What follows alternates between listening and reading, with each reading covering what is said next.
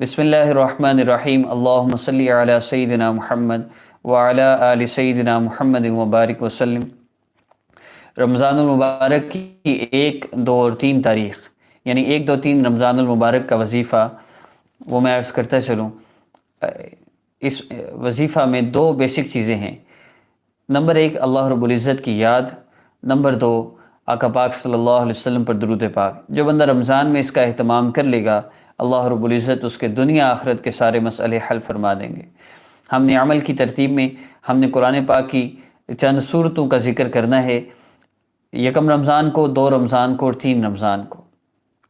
दुनिया के मुख्तलिफ़ ममालिक में 2 रमज़ान है, मुख्तलिफ़ ममालिक में 3 भी होगी जब आप वीडियो देखेंगे। अब इस पर अमल करने का तरीका क्या है?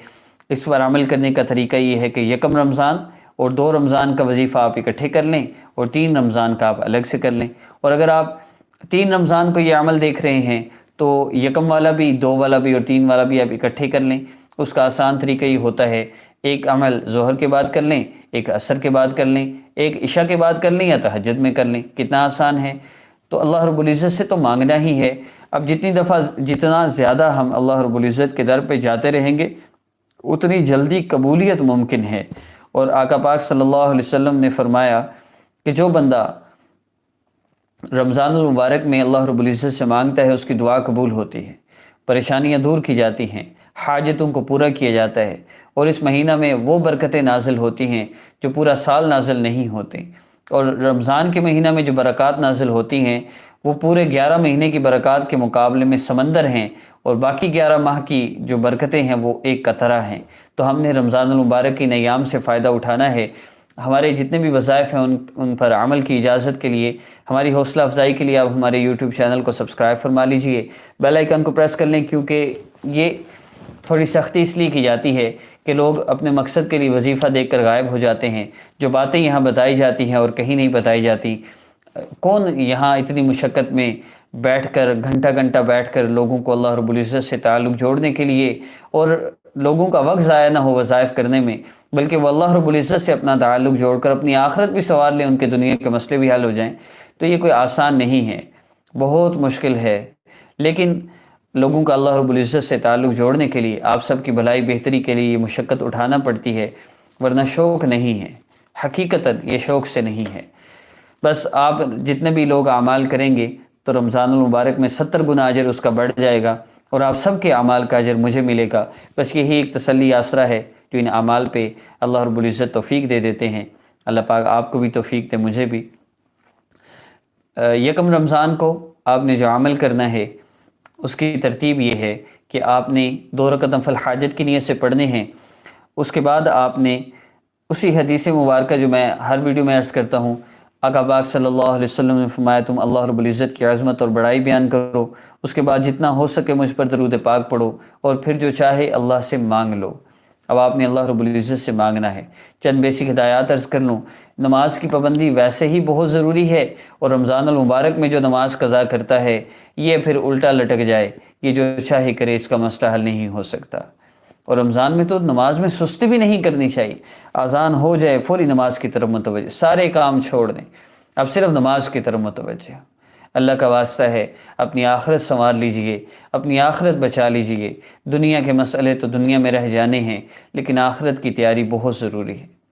आपके घर में कोई बेनमाजी है जिसने अभी नमाज नहीं पढ़ी, जिसने तरावी नहीं पढ़ी, अब उसको उठाइए, उस पर रहम कीजिए, वरना इस नमाज छोड़ने की वजह से 2,88,00,000 साल जहन्नम में जलाया जाएगा। उस पर रहम कीजिए। अल्लाह रब्बुल इज़्ज़त से ताल्लुक़ जोड़िए, अपना भी अपने घर वालों का भी। पहले रमज़ान को जब अमल करना है, नमाज की पाबंदी, अपने आप को गुनाहों से बचाते हुए अमल करना है, तो इंशाअल्लाह 100% फ़ायदा होगा। अब अमल की तरतीब की तरफ बढ़ते हैं। आपने पहले दिन जब 1 रमज़ान को अमल करना है तो फिर आपने 2 रकअत नफ़ल हाजत की नीयत से पढ़ने हैं। उसके बाद आपने हस्बुनल्लाहु व निअमल वकील, हस्बुनल्लाहु व निअमल वकील, हस्बुनल्लाहु व निअमल वकील, हस्बुनल्लाहु व निअमल वकील, हस्बुनल्लाहु व निअमल वकील کافی ہے میرے لیے اللہ وہ بہترین کارساز ہے، اللہ رب العزت کی عظمت اور بڑائی بیان کرنی ہے۔ اس کے بعد نبی علیہ السلام نے فرمایا جتنا ہو سکے مجھ پر درود پاک پڑھو۔ اب 3 مرتبہ کم از کم ہے، 3 دفعہ پڑھنا ہے تو درود ابراہیمی پڑھنا ہے، اور زیادہ دفعہ پڑھنا ہے تو پھر جتنے بجے آپ چاہے پڑھیے، اور جتنا آپ چاہے پڑھیے۔ میں کمنٹ دیکھیے اس کے ساتھ میں رپلائی کر دیا،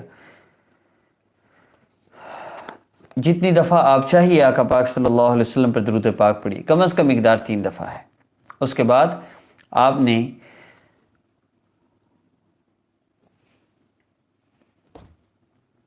دعا کرنی ہے، کم از کم 5 سے 10 منٹ دعا۔ رمضان میں تو کم از کم 5 سے 10 منٹ دعا تو کم از کم ہونی چاہیے۔ جتنے احسانات اللہ رب العزت نے آپ پر کیے ہیں آپ ان کو بیان کیجئے۔ اللہ آپ نے یہ احسان فرمایا، آپ کا لاکھ لاکھ شکر ہے۔ آپ نے ہمیں رمضان کی نعمت سے نواز دیا، آپ کا لاکھ لاکھ شکر ہے۔ پیارے اللہ، آپ نے ہمیں جتنی نعمتیں عطا فرمائی ہیں آپ ان کا شکر ادا کرتے جائیے۔ پھر اللہ رب العزت سے دعا کیجئے، پیارے اللہ آپ نے اتنے احسانات فرمائے ہیں، ایک احسان اور فرما دیجئے، میرا یہ مسئلہ ہے، میری یہ پریشانی ہے، پیارے اللہ اس کو حل فرما دیجئے۔ اب اللہ رب العزت سے اپنے مسئلہ کے حل کے لیے مانگنا ہے، اور ذکر کی کم از کم مقدار 11 مرتبہ ہے۔ کم از کم مقدار 3 بھی ہو سکتی ہے، لیکن 11 مرتبہ کوشش کریں، اور 33 مرتبہ ہو جائے تو بہت بہتر ہے، اور 70 مرتبہ ہو جائے تو اس سے بھی بہتر ہے۔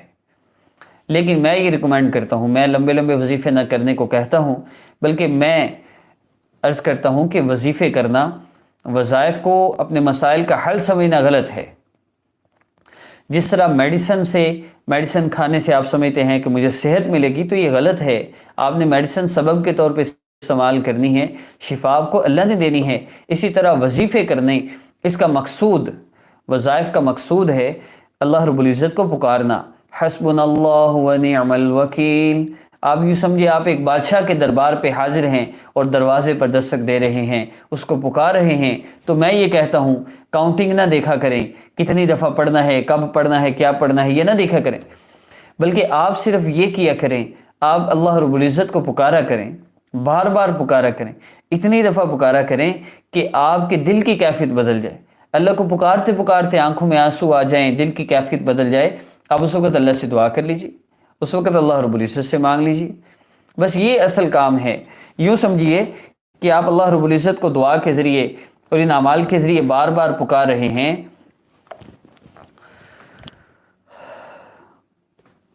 اللہ رب العزت کو بار بار آپ جو پکار رہے ہیں، تو اس سے بیسیکلی کیا ہوتا ہے، جب آپ کے دل کی کیفیت بدلتی ہے تو یہ ایک موقع ہے۔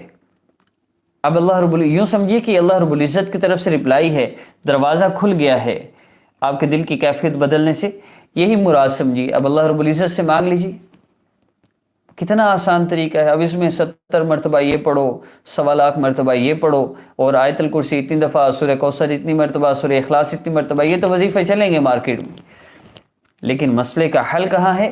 وہ تو اللہ رب العزت سے مانگنے میں ہے، اور گناہوں سے بچنے میں ہے، اور اعمال کا اہتمام کرنے میں ہے، اللہ رب العزت سے مانگنے میں ہے۔ بس یہی اصل راستہ ہے۔ وظائف میڈیسن ہیں، ہم نے ضرور اختیار کرنے ہیں۔ وظائف کا مقصود تو اللہ پاک کو پکارنا ہے۔ دروازے پہ دستک دے رہے ہیں، دروازہ کھل گیا اور آپ واپس چلے آئے، نہیں، دروازہ کھل گیا، اب دل کی کیفیت بدلی، اب دعا کرنی ہے۔ دعا اصل ہے، یاد رکھیے گا، ہم نے دعا کا اہتمام کرنا ہے۔ تو نمبر 1، اللہ رب العزت کے اسماء مبارکہ، وہ میں نے پہلے بتائے، وہ کس عمل میں بتائے، جو پہلے عمل، پچھلا جو وظیفہ بتایا گیا تھا اس کی ترتیب میں۔ پہلے دن آپ نے یکم رمضان کو حسبنا اللہ و نعم الوکیل پڑھنا ہے، تب تک جب تک آپ کے دل کی کیفیت نہ بدلے۔ جب دل کی کیفیت بدلے پھر آپ وظیفہ کر لیں، آپ دعا کر لیں۔ دعا کم از کم 5 سے 10 منٹ دعا کریں، اس کے بعد آخر میں آپ پھر 3 مرتبہ درود ابراہیمی پڑھ لیجئے۔ یہ پہلے دن کا عمل ہوا۔ یاد رکھیے، لمبے لمبے وظیفے کرنا، یہ روزانہ سورہ بقرہ پڑھنا، یہ بعض اوقات نقصان دہ ہوتا ہے۔ قرآن پاک کی تلاوت کریں، پہلے پارے سے لے کے آخری پارے تک مستقل تلاوت کریں، لیکن صرف صورتیں پڑھنا اور ان کو مستقل پڑھنا اور وظیفے کے طور پہ بار بار اور 2 بار 4 بار 6 بار 8 بار یہ نہیں کرنا چاہیے۔ آپ اس کی بجائے پہلے پارے سے آخری پارے تک تلاوت کریں، وہ زیادہ بہتر ہے، اور اس سے آپ کو فائدہ ہوگا۔ یہ وظیفہ ہے، اس میں اگر دنیا کے کسی مقصد کے لیے آپ کرتے ہیں تو آپ کو اجر بھی نہیں ملتا. ہاں آخرت کے لیے قرآن پاک کی تلاوت کی نیت سے کریں گے تو اجر بھی ملے گا، مسئلے بھی حل ہوں گے. تو اس کا خاص طور پہ آپ نے اہتمام کرنا ہے. دوسرے دن کے عمل میں آپ نے اللہ رب العزت کے دو اسماء مبارکہ یا سلام یا اللہ جل جلالہ، یا مؤمن یا اللہ جل جلالہ، آپ نے ان دو اسماء مبارکہ کو پڑھنے ہیں، اور پھر اسی ترتیب سے دعا اور درود پاک. تیسرے دن یعنی 3 رمضان کو آپ نے یا مہیمن یا مؤمن،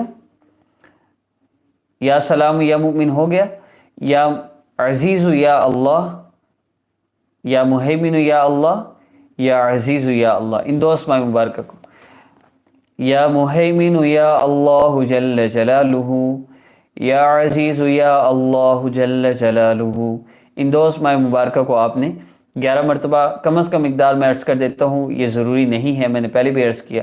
جب آپ کے دل کی کیفیت بدلے، میں پھر عرض کر دیتا ہوں، پہلے 1 رمضان کو آپ نے حسبنا اللہ و نعم الوکیل پڑھنا ہے تب تک جب تک آپ کے دل کی کیفیت بدل جائے.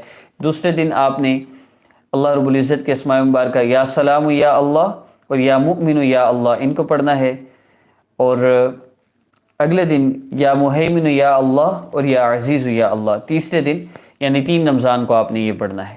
آپ پہ ڈیپینڈ کرتا ہے، بس آپ نے ان 100 اسماء مبارکہ جو اللہ رب العزت کے ہیں ان میں سے کوئی بھی 2 اسماء مبارکہ سے اللہ رب العزت کو پکارنا ہے.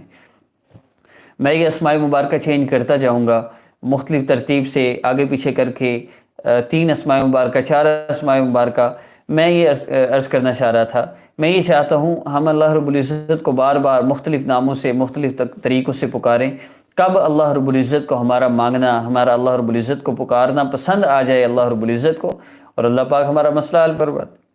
تو عمل کی اجازت کے لیے، ہماری حوصلہ افزائی کے لیے چینل کو سبسکرائب فرما لیجئے، اور اس عمل کو صرف 3 دن کرنا ہے. اگر 2 رمضان یا 3 رمضان کو دیکھتے ہیں تو میں نے ترتیب ابتدا میں ہی عرض کر دی. اپنی والدہ کا نام کسی کو نہ دیں، اپنی تصویر نہ دیں، اور جو آپ سے کہتے ہیں ہم آپ کا مسئلہ حل کرتے ہیں ایسے لوگوں سے ہرگز رابطہ نہ کریں. اللہ پاک سے دعا ہے، اللہ پاک کوئی بھی مسئلہ ہے، جس بھی حاجت کے لیے آپ جو بھی پریشانی ہے، اللہ پاک انشاءاللہ آپ کا مسئلہ حل فرما دیں گے. اس عمل کو یقین کے ساتھ کیجیے. وآخر دعوانا ان الحمد للہ رب العالمین.